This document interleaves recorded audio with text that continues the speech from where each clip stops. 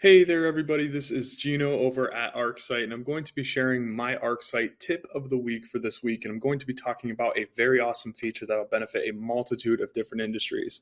I'm going to be talking about our layer tool, and what our layer tool really allows us to do is to pick and choose what the customer can and cannot see in the final proposal. So I'm going to jump over to the app and show you what I'm talking about. So as you can see, I already started with my kidney-shaped putting green that I'm going to be installing in this person's backyard. To access the layer tool, we're going to tap this button at the top that looks like three papers stacked on top of each other. And as you can see, I already have a perimeter board layer here. And there are a couple different features within the layer tool. And basically, the light bulb is what allows you to hide and unhide things.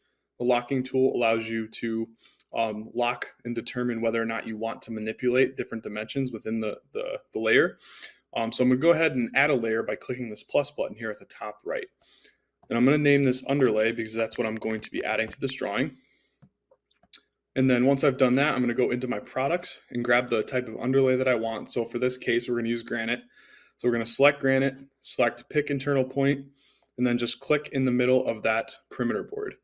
And now this will automatically calculate the exact amount of granite underlay that I need to get this job done. So we're going to hit the check mark there. Now I know what you're thinking. Why would I show this to a prospect? Well, that's precisely why we have the layer tool here, because you don't have to. So we're going to go back into the layer tool. We're going to click off of the underlay layer, and then we are going to lock the underlay layer and then unhide it. So this way a customer will not see this on the final proposal, but it is still there. It will show up in the bill of materials section, but not in the proposal.